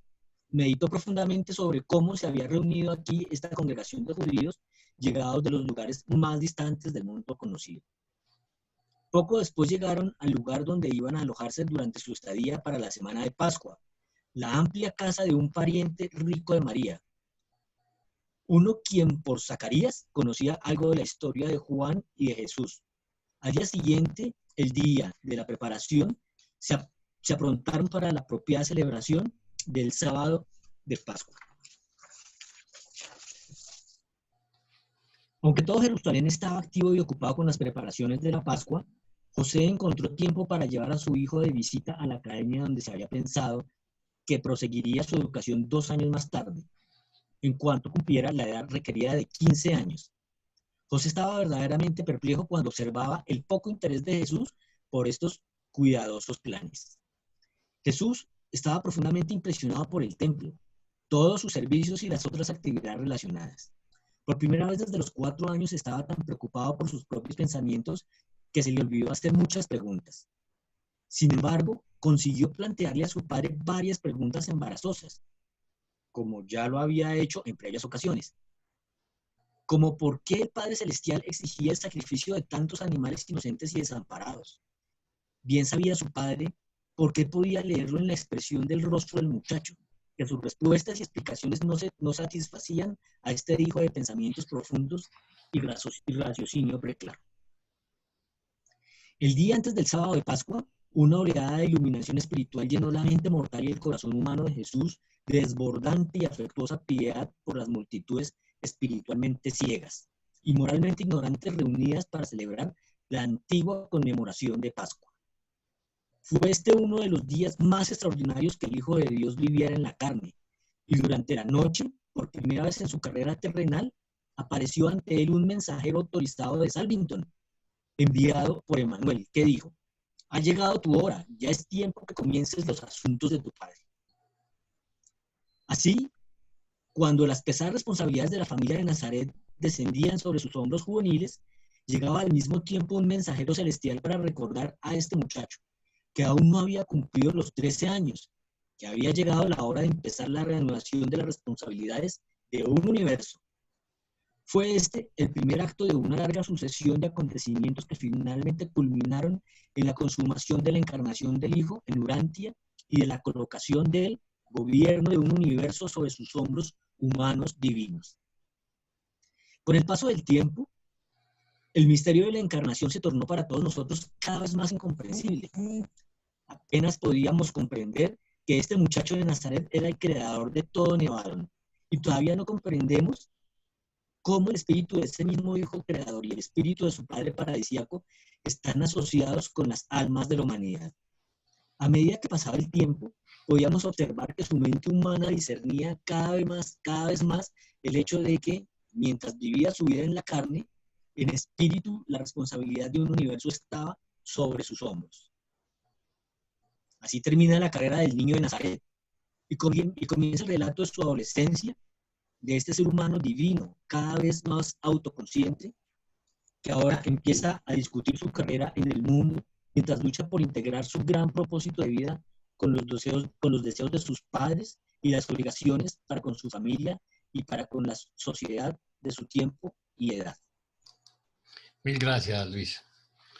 Queridos amigos, como pueden ver, esto es simplemente apasionante. Aquí en adelante, cada documento, cada renglón, cada llamado que nos hacen es miércoles. Hay tanta información, hay tanto conocimiento, hay tanta cosa que debemos no solo tomarlo para nosotros mismos, sino ver la forma como podemos transmitirlo, ¿sí? Y esto es proyectado hacia nuestras familias, porque es que aquí estamos aprendiendo de cómo fue su padre, de cómo fue su madre, de cómo fue su entorno, de qué hacía él, de las ventajas de su educación, de qué podríamos usar de todas esas enseñanzas, no solo en la parte espiritual nuestra, sino en la parte de la familia, ¿no? Y yo creo que es algo que es muy importante. No sé si tengan algún comentario.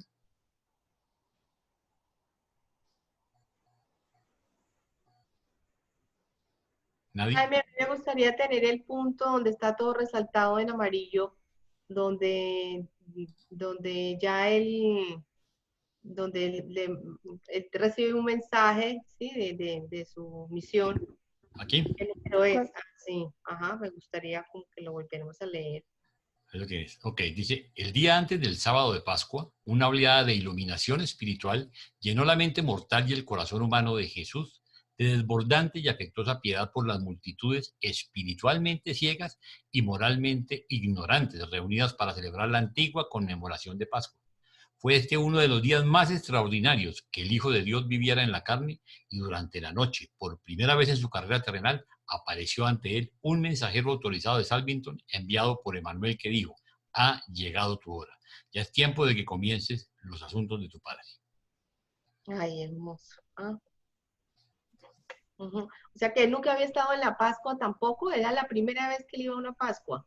Correcto. Era la primera vez y tenía 13 años apenas. No había cumplido los 13 años, que de hecho era parte de lo que le criticaban, que había llegado antes de la edad, porque había sido, en Nazaret eran un poquito más folclóricos con el tema de las edades, entonces le permitieron, ¿sí?, ir cuando terminó sus estudios. Sí, cuéntame.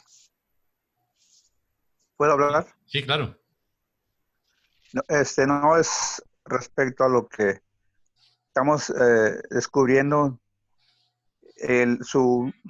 cómo fue descubriendo su divinidad, ¿no? Uh-huh. Yo digo que como tú también acabas de decir, que se nos está diciendo a nosotros lo mismo, de que descubramos esa parte divina en nosotros. O sea que Él es el camino, ¿verdad? O sea que nos fijemos en su vida, cómo logró. Pero entonces se nos está diciendo que también nosotros tarde o temprano descubriremos nuestra identidad divina y, o sea, nuestro derecho al que tenemos a internarnos en las cuestiones de la divinidad. Estamos recibiendo todo esto y no es para que se quede estático, sino es para crecer nosotros, para entenderlo, para comprenderlo, que entendamos lo que estamos recibiendo. Y yo digo que de esa manera nos estamos adentrando hacia lo que es divino, ¿verdad? Digo, así como Jesús empezó a darse cuenta de quién era y cómo era, a otros también se nos está diciendo lo mismo, que veamos en Jesús cómo descubrió y a lo que vino al mundo. Nosotros también estamos siendo parte de esta revelación. Debemos debemos entender lo mismo, de que estamos participando en las cosas divinas, y eso nos hace a la vez responsables como recibidores de esta oportunidad que tenemos, ¿no? Y yo digo que era algo más o menos parecido que tú dijiste al principio, que qué harías si te dijeran que tienes esto, ¿verdad? También estamos a hacer un poquito como lo que dijiste tú hace poco, que también reconozcamos lo que estamos siendo sometidos y estamos siendo instruidos, y para que descubramos nuestra divinidad en nosotros mismos y avanzar. Gracias. Claro que sí. Y mire, yo quisiera añadir algo más. Todos nosotros, en la medida que empezamos a tratar de vivir la religión de Jesús, que es la religión de la experiencia personal, esta relación que vamos estableciendo con Él, con el Espíritu Materno, con nuestro Padre Celestial, ¿sí? Realmente, con nuestro estado de pensamiento, nuestra vida se va transformando. Y ahí es donde debemos sentir la responsabilidad y pensar qué es lo que vamos a hacer de aquí en adelante. A ver, tenemos una mano levantada antes de Ángela.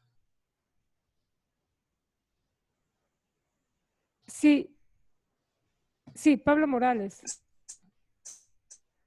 Pablo, sale. Sí, bueno.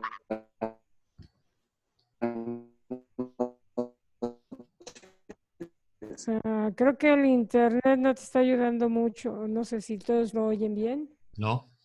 Sí, ¿cómo están? ¿Cómo Ahí está? está. Sí.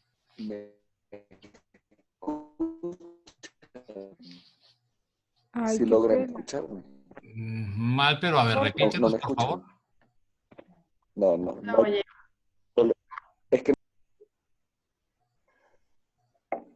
sí. No, que no los interrumpo porque si no me escuchan bien. No, ahora sí te estamos escuchando, dale. No tiene. Sí, ok. No, pues quería comentar varias cosas, pero como los estoy escuchando ahorita mejor, pensé que me podían escuchar un momento. Sí, te estamos escuchando, Pablo, dale. Aparte de resaltar las bios, Eucábana, de la parte que resalta enseñanzas y sobre la cultura, la educación que le daban los judíos a sus hijos, quiero resaltar algo. Una de las exigencias o de los requisitos que se pedían para la misión de autootorgamiento en una cultura, tuviese una religión monoteísta. Entonces, no podía parecer con los griegos, porque los griegos tenían cultura, así como los romanos tenían gobierno, pero la religión...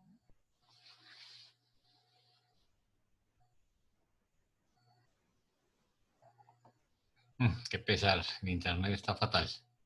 No se oye. Monoteísta, aparte que, por ejemplo, la labor de Melquisedec, cuando estuvo Melquisedec en la anunció.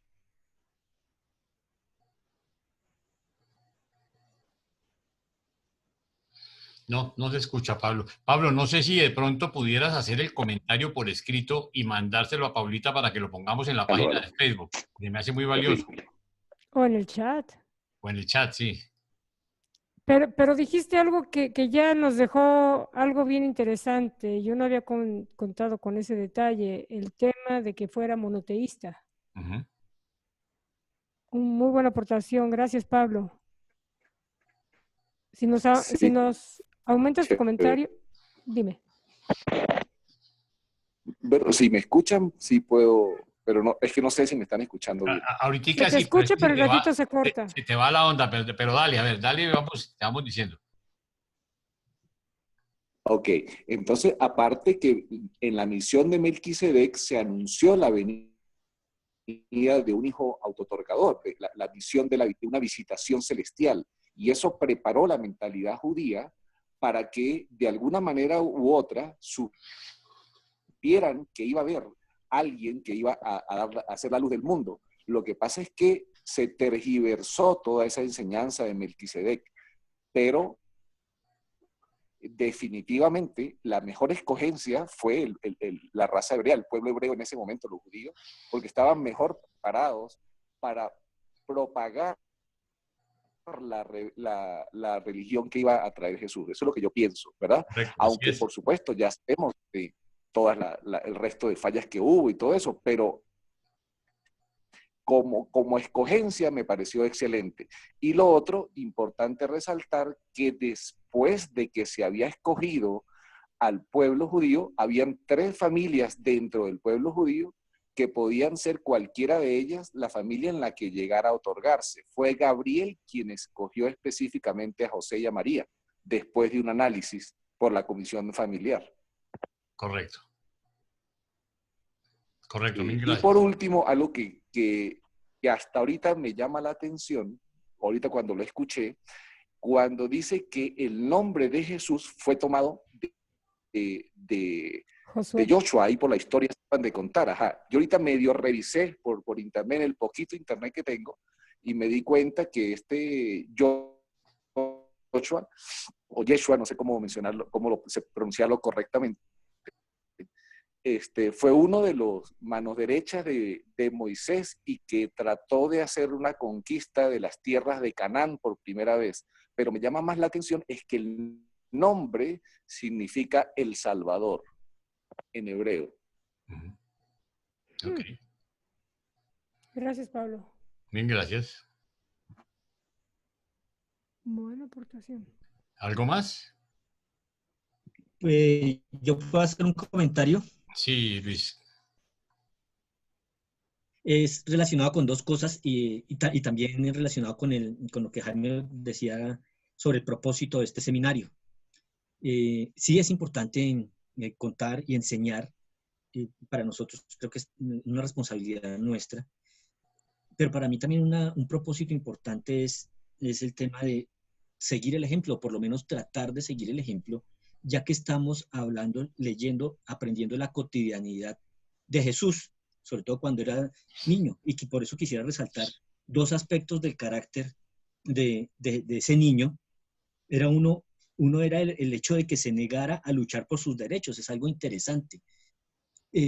Como hoy en día nosotros estamos embebidos y un poco enceguecidos y nos metemos con una serie de conflictos. No quiero ampliar mucho ese tema, pero es interesante que diga que tal vez la más desusada y notable característica era el hecho de que se negara a luchar por sus derechos. Una de las cosas para reflexionar, y otra cosa relacionada con el carácter de ese niño, era que sus papás querían darle cierto favoritismo, al que él, a esa edad, a los 11 años, ya él inmediatamente rechazó toda consideración especial, es decir, él no debía ser tratado como una persona especial. Hoy en día nosotros, nuestros egos, nosotros estamos enceguecidos por una serie de cosas, entonces es importante intentar seguir ese ejemplo en lo cotidiano. Antes, el Jesús de nuestra infancia era un Jesús lejano, hoy en día lo tenemos más cerca, y en la cotidianidad podemos decir, ¿qué haría Jesús en este momento? En un caso sencillo, se quedaría tranquilo, se quedaría callado, hablaría. Me parece súper importante el tema de seguir el ejemplo de Jesús. Claro que sí. Mil gracias, Luis. Bueno, mis queridos amigos, les agradezco mucho su tiempo. Ha sido una reunión muy productiva, sus aportes muy enriquecedores. ¿Sí? 3 cosas que yo veo en este documento, ¿no? Importantes. Cómo él desde pequeño se preocupa por los niños, por mejorar sus condiciones y su educación, ¿no? Y sus valores. La segunda es también cómo de forma sutil y progresiva trata de cambiar las creencias, o no de las creencias, sino las doctrinas religiosas que tenían los judíos en ese momento, empezando por su familia. Y la tercera es la toma de conciencia con respecto a su plan divino. Solamente eso. Gracias. Ok, mil gracias, Gustavo. Bueno, mis queridos amigos, cualquier comentario adicional, recuerden que tenemos el chat y recuerden que tenemos la página de Facebook. De nuevo, por favor, quienes no estén afiliados al canal de X, háganlo, ¿sí? Afíliense para que les lleguen los materiales, porque estamos viendo que no todos están suscritos al canal de X, entonces, en YouTube. Entonces, por favor, para que se suscriban. ¿Ok? Les agradecemos mucho y, si Dios quiere, nos vemos dentro de 8 días. Que descansen y, como siempre, en un rato tendrán la grabación ya subida. Buenas noches.